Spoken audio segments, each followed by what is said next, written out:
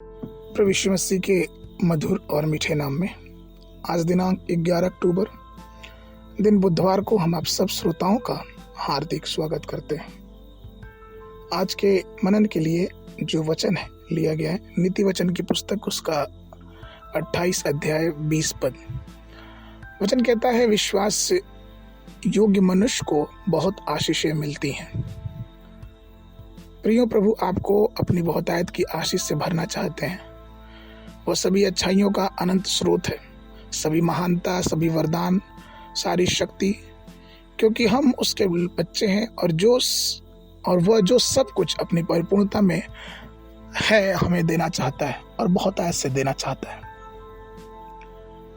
ईश्वर आपसे जो अपेक्षा करता है वो यह है कि हम विश्वास योग्यता से रहें, जिससे हम उसकी बहुतायत से आशीष से पा सकें। एक वफादार मनुष्य को परमेश्वर बहुतायत की आशीष देता है। परमेश्वर उन लोगों से दूर रहता है जो धोखा देते हैं, झूठ बोलते हैं, भले मनुष्य को धोखा देते हैं। परमेश्वर उनसे दूर रहता है।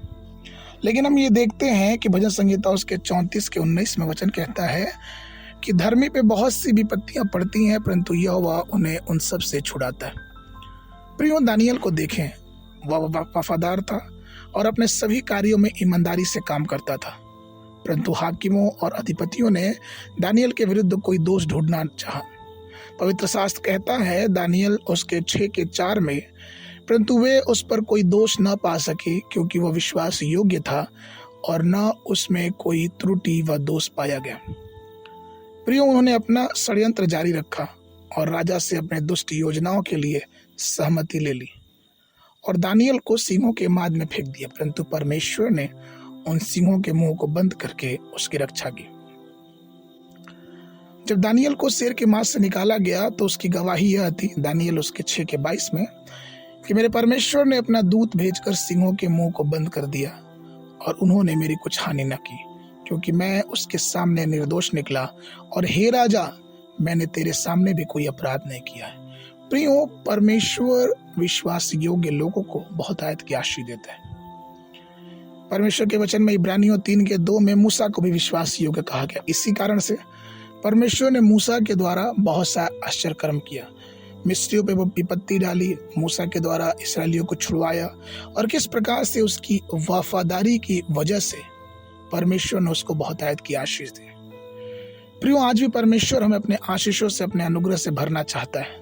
हमें जरूरत इस बात की है कि हम यूसुफ, मूसा, दानियल और परमेश्वर के अनेक भक्तों के समान परमेश्वर के लिए वफादार रहें। जब हम प्रभु के लिए वफादार रहेंगे तो परमेश्वर हमें बहुतायत से आशीष से भरेगा।